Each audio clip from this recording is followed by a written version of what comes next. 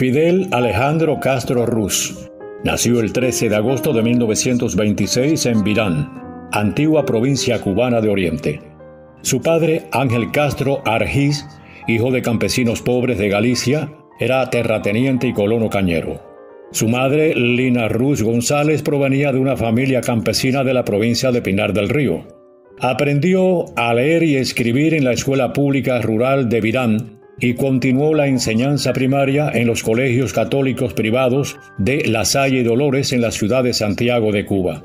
Inició los estudios de bachillerato en el propio Colegio de Dolores y los concluyó en el Colegio de Belén, de la Compañía de Jesús en La Habana, donde se graduó como bachiller en letras en junio de 1945. Los jesuitas de Belén dijeron: se distinguió siempre en todas las asignaturas relacionadas con las letras. Fue un verdadero atleta. Ha sabido ganarse la admiración y el cariño de todos. Cursará la carrera de Derecho y no dudamos que llenará con páginas brillantes el libro de su vida. Fidel tiene madera y no faltará el artista. En septiembre de 1945 matriculó en las carreras de Derecho y de Ciencias Sociales y Derecho Diplomático en la Universidad de La Habana. Allí se vinculó de inmediato a las luchas políticas en el seno del estudiantado universitario y ocupó diferentes cargos en la Federación Estudiantil Universitaria. Fue miembro destacado de diversas organizaciones estudiantiles progresistas y antiimperialistas, como el Comité Pro Independencia de Puerto Rico, el Comité 30 de Septiembre, del que fue fundador, y el Comité Pro Democracia Dominicana, en el que ocupó la presidencia. Como parte de su actividad política en esos años, organizó y participó en innumerables actos de protesta y denuncia contra la situación política y social en el país. Más de una vez fue golpeado o encarcelado por las fuerzas represivas. Entre julio y septiembre de 1947, cuando cruzaba el tercer año de la carrera, se enroló en el contingente expedicionario organizado para luchar contra el régimen del dictador dominicano Rafael Leónidas Trujillo. La expedición se entrenó en Cayo Confites. Fue ascendido a teniente, jefe de pelotón y después a jefe de una compañía de batallón. La expedición, que se trasladaba en barco, fue interceptada por una fragata de la Marina cubana.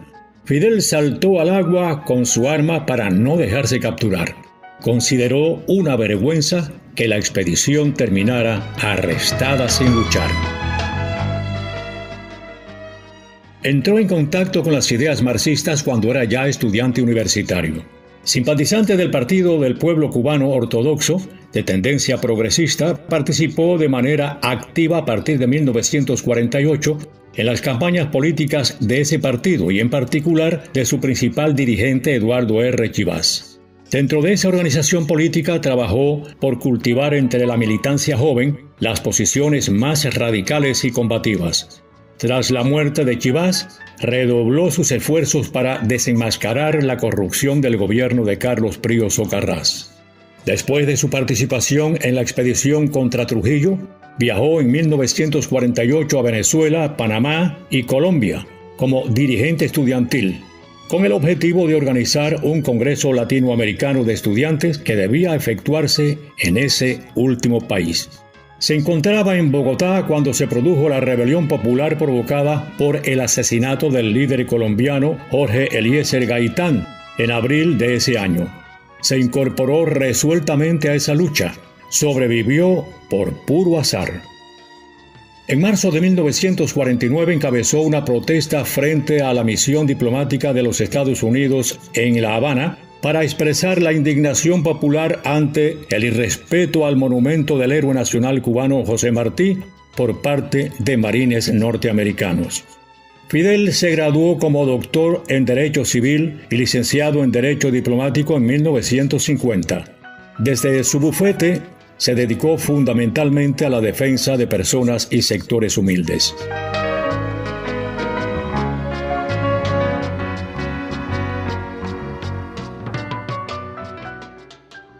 Al ocurrir el golpe de Estado de Fulgencio Batista el 10 de marzo de 1952, fue de los primeros en denunciar el carácter reaccionario e ilegítimo del régimen de facto y llama a su derrocamiento. Organizó y entrenó un numeroso contingente de aproximadamente 1.200 jóvenes obreros, empleados y estudiantes que provenían fundamentalmente de las filas ortodoxas.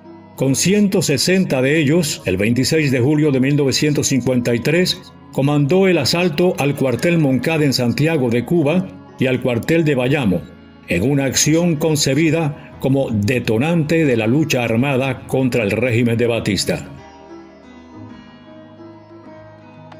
Al fallar el factor sorpresa, no pudieron alcanzar el objetivo. Fue hecho prisionero por las fuerzas represivas de la tiranía pocos días después del revés militar y se le mantuvo incomunicado durante 76 días. Fue sometido posteriormente a juicio y condenado a 15 años de prisión.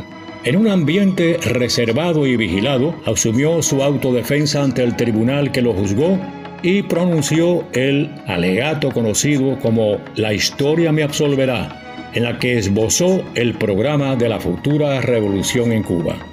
Ningún arma, ninguna fuerza es capaz de vencer a un pueblo que se decide a luchar por sus derechos. Ejemplos históricos, pasados y presentes son incontables. Está bien reciente el caso de Bolivia, donde los mineros con cartuchos de dinamita derrotaron y aplastaron a los regimientos del ejército regular, dijo en esa ocasión.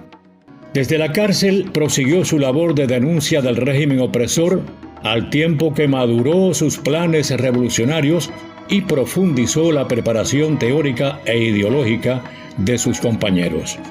Como resultado de una fuerte presión y campañas populares, fue liberado en mayo de 1955. En las semanas subsiguientes desplegó un intenso trabajo de agitación y denuncia. Fundó el Movimiento 26 de Julio para proseguir la lucha revolucionaria.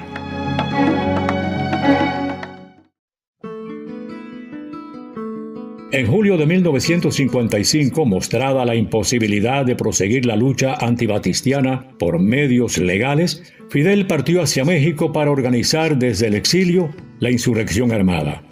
En condiciones económicas precarias y sometido a la estrecha vigilancia y persecución de los agentes batistianos, desplegó una esforzada labor organizativa y preparatoria, al tiempo que prosiguió una intensa campaña de difusión de las ideas y propósitos del movimiento insurreccional.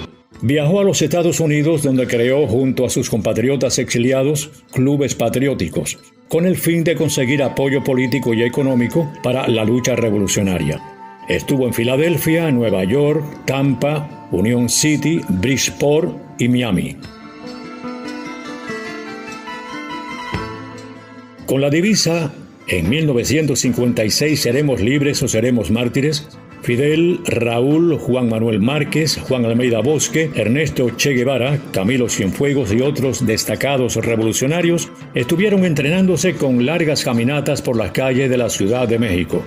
Escalamiento de montañas, defensa personal, tácticas de guerrilla y práctica de tiro. El 20 de junio de 1956, junto al Che y otros combatientes, fue detenido. Las casas campamento quedaron incautadas y parte importante de las armas resultaron incautadas.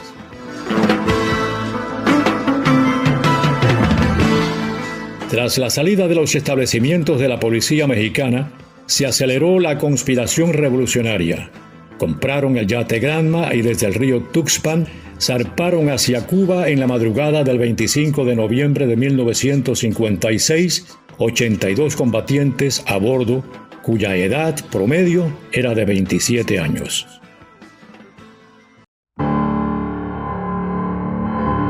Después de 7 días de navegación, desembarcaron el 2 de diciembre en la playa Las Coloradas, en la costa suroccidental de la antigua provincia de Oriente. Las fuerzas batistianas localizaron el desembarco y hostilizaron a los expedicionarios. El 5 de diciembre, el ejército de Batista sorprendió en alegría de Pío a Fidel y sus combatientes. Los revolucionarios fueron diezmados. Varios resultaron detenidos durante la persecución y muchos fueron asesinados en el acto. Con la valiosa colaboración de los campesinos, Fidel se encontró con Raúl en un lugar conocido como Cinco Palmas y reagrupó a la fuerza revolucionaria. El 17 de enero de 1957 dirigió la primera acción armada contra el ejército de Batista en el cuartel de La Plata y obtuvo a su vez su primera victoria. El ejército rebelde comenzó a crecer y a fortalecerse.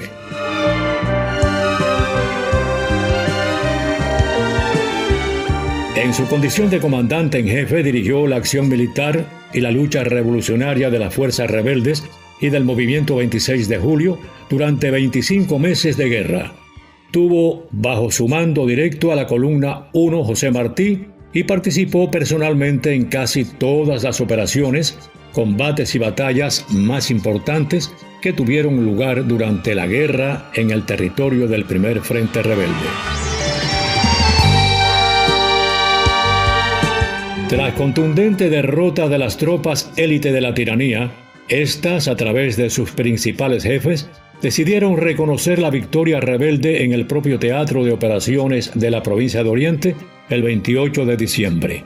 Al amanecer del 1 de enero de 1959, Fidel enfrentó con una huelga general revolucionaria acatada por todos los trabajadores el golpe de Estado en la capital de la República, promovido por el gobierno de los Estados Unidos. Entró victorioso ese mismo día en Santiago de Cuba y arribó a La Habana el 8 de enero.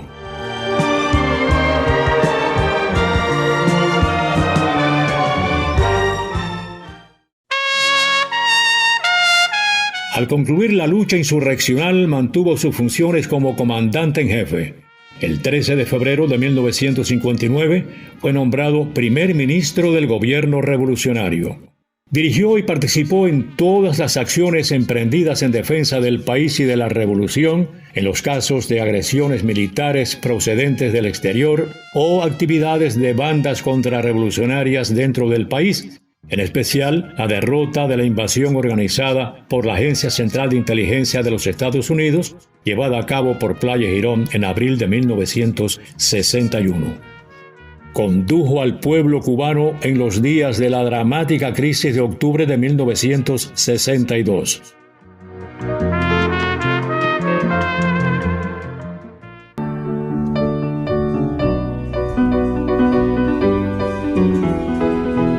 En nombre del poder revolucionario proclamó el 16 de abril de 1961 el carácter socialista de la Revolución Cubana. Y entre canto y llanto de la guerra, nuestra primera victoria, de luces se llenó el cielo. Ocupó el cargo de secretario general de las organizaciones revolucionarias integradas y más adelante el de secretario general del Partido Unido de la Revolución Socialista de Cuba. A partir de la constitución del Comité Central del Partido Comunista de Cuba en octubre de 1965, su cargo fue el de primer secretario y miembro del Buró Político, en el que fue ratificado por los 5 congresos del partido efectuados desde entonces. Fue electo diputado a la Asamblea Nacional del Poder Popular en representación del municipio de Santiago de Cuba en sus sucesivos periodos de sesiones desde la creación de aquella en 1976. Desde entonces y hasta el 2008 ocupó los cargos de presidente del Consejo de Estado y presidente del Consejo de Ministros. Presidió misiones oficiales cubanas en más de 50 países. Recibió más de un centenar de altas condecoraciones extranjeras y cubanas, así como numerosas distinciones académicas honorarias de centros de enseñanza superior en Cuba, América Latina y Europa. Dirigió estratégicamente la participación de cientos de miles de combatientes cubanos en misiones internacionalistas en Argelia, Siria, Angola, Etiopía y otros países, e impulsó y organizó el aporte de decenas de miles de médicos, maestros y técnicos cubanos que han prestado servicios en más de 40 países del tercer mundo, así como la realización de estudios en Cuba por parte de decenas de miles de estudiantes de esas naciones. Más recientemente impulsó los programas integrales de asistencia y colaboración cubana en materia de salud en numerosos países de África, América Latina y el Caribe, y la creación en Cuba de escuelas internacionales de ciencias médicas, deporte y cultura física, entre otras disciplinas para estudiantes del tercer mundo. Promovió a escala mundial la batalla del tercer mundo contra el orden económico internacional vigente, en particular contra la deuda externa, el despilfarro de recursos como consecuencia de los gastos militares y la globalización neoliberal, así como los esfuerzos por la unidad e integración de América Latina y el Caribe. Fue el máximo impulsor del movimiento de países no alineados. Encabezó la acción decidida del pueblo cubano para enfrentar los efectos del bloqueo económico impuesto a Cuba por los Estados Unidos desde la década del 60 del pasado siglo y las consecuencias en el plano económico del derrumbe de la comunidad socialista europea, y promovió el esfuerzo tenaz de los cubanos para superar las graves dificultades resultantes de estos factores, su resistencia durante el llamado período especial y el inicio del crecimiento y desarrollo económico del país.